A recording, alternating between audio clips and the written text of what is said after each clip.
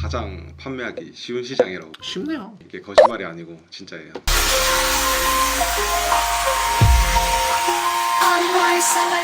안녕하세요 구독자 여러분. 오늘은 또 새로운 초대 손님을 한번 모셔봤는데요. 자기소개 먼저 부탁드리도록 하겠습니다. 안녕하십니까.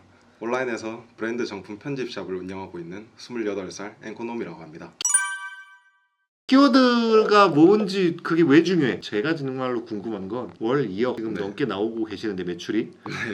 그런 앵코노미님만의 키워드 찾는 법이 궁금하죠. 네, 어떻게 좀 찾으세요 키워드를? 우선은 키워드를 분석할 수 있는 도구들이 다 있어요. 이게 판다랭크랑 아이템 스카우트. 저는 이 두 가지를 사용하고 있거든요. 네. 이 판다랭크에 어떤 특정 키워드를 검색하면은 월에 소비자들이 실제로 얼마나 검색하는지를 확인할 수 있고, 또 거기에 대비한 실제 그 키워드를 가지고 판매하고 있는 실제 판매자 수도 확인을 할 수가 있거든요. 그래서 네. 그 경쟁 비율로 다 따져보고 내가 좀 소형 키워드에서는 처음 상품을 등록했을 때 경쟁을 할 수가 있으니까 대형 키워드, 중형 키워드, 소형 키워드 이렇게 섞어서 들어가는 편입니다. 자, 그러면 대형 키워드, 중형 키워드, 소형 키워드를 찾아서 들어간다고 하시는 건 키워드 사용의 이제 다양성에 대해서 좀 설명을 해주신 것 같아요. 네. 이거 말고 좀 더 중요한 거 없나요? 또 다른 거 없어요? 한 가지 방법이 있어요. 이게 브랜드 제품을 판매하는 사람들한테만 유일하게 적용되는 혜택이라고 할 수가 있는데, 그쵸, 이게 중요한 거거든요.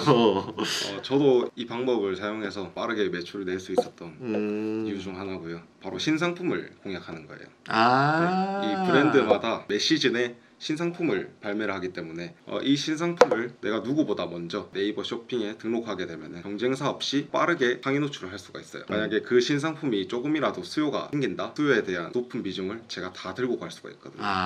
그러니까 남들보다 빠르게. 이 네이버 관점으로 본다면 신상품 발매는 황금 키워드다. 그쵸. 뭐 예를 들어서 아이폰이나 갤럭시 매년 새로운 모델 나오잖아요. 그때 초반에 제일 논하는 곳이 케이스 회사래요. 제품이 출시되기 전까지는 사실 사이즈를 모르니까 그 네. 사이즈를 얼마나 빠르게 가져와서 제품을 빨리빨리 생산해서 출시일에 같이 내는 사람이 승자라고 하거든요. 똑같네요. 명품도. 맞습니다. 명품도 나오는 시기가 봄, 여름, 가을, 겨울 아니면 3, 6, 9, 12 뭐 이런 식으로 나오는 시기가 정확하게 정해져 있을 거고, 시기에 맞춰서 누구보다 빠르게 정보를 캐치해가지고 올린다면 분명히 매출이 좀 더 빠르게 올리실 수 있을 것 같다라고 얘기해 주신 것 같습니다. 네. 자, 그러면 일단은 빠르게 움직여서 황금 키워드를 찾아냈어요. 먼저 올렸으니까 더 많이 팔릴 확률이 높아지는 거고, 그 키워드를 통해서 많이 팔렸으니까 상위 선점도 가능할 것 같아요. 네네. 그럼 결국에는 내가 황금 키워드를 빨리 찾아내는 게 중요한 거예요. 결국에는. 네. 맞는 거죠? 네, 맞습니다. 그러면 그 황금 키워드를 좀 빨리 찾아내는 노하우가 좀 있으세요? 아까 제가 말씀드린 것처럼 크림을 데이터 분석 용도로 활용을 한다고 했잖아요. 네네네. 거기서 신규로 올라오는 인기 제품들이 뭔지를 일단 확인을 하고, 아니면은 패션 커뮤니티나 아니면 핫딜 커뮤니티, SNS, 인스타그램 같은 걸로 트렌드를 미리 파악하는 편이고요. 또 이거를 맨날 볼 수가 없잖아요. 그렇죠. 그래서 저는 항상 밖에 매출을 할 때도 사람들이 어떤 제품들을 착용하고 다니는지 그런 것도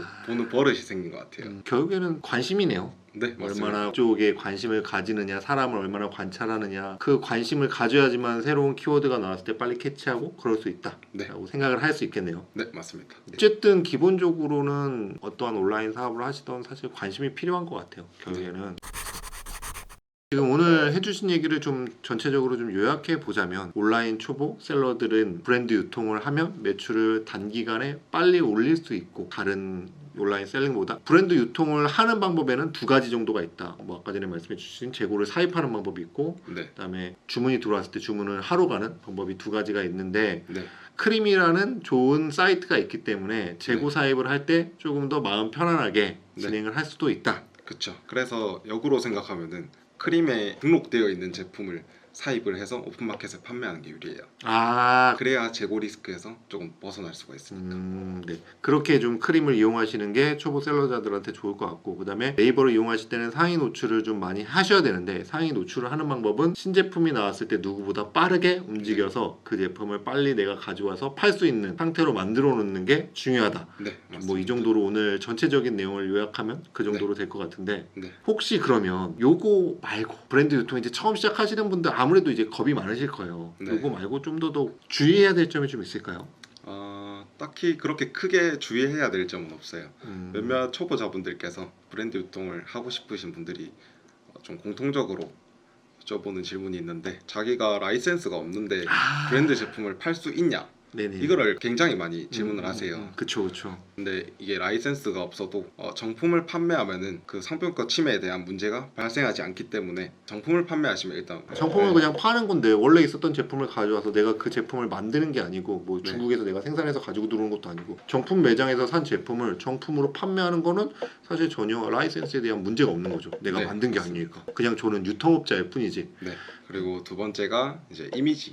브랜드 제품 같은 경우는 대부분 셀러들이 이제 공식 홈페이지에 있는 눕기 사진들을 들고 와서 사용을 해요. 네네네. 근데 글로벌 브랜드 같은 경우는 거기에 대한 법적 문제를 막 제기하고 그러진 않아요. 그런데 우리나라에 라이센스를 두고 있는 K 브랜드들 그런 브랜드 같은 경우는 직접 촬영해서 상품 업로드 하시는 것이 안전합니다. 그렇죠. 아무래도 이미지는 좀 민감할 수밖에 없는 거니까 좀 위험하다 싶으면은 정말 자기가 촬영해서 올리는 게 가장 좋고 좀 위험한 거는 직접 하시면 전혀 그러니까 사실 두 가지만 조심하면 되잖아요. 라이센스랑 그러니까 정품 파는 거랑 그다음에 네. 이미지권이 좀 중요한데 이미지권은 뭐 정 문제된다 싶으면 어차피 네. 사입한 거 있으니까 사입한 거 물건 사진 찍어서 올리시면 브랜드 유통하는데 크게 문제되지 않을 거라고 생각이 됩니다. 근데 이게 직접 찍는 게 오히려 더 차별화가 되고 또 좋거든요.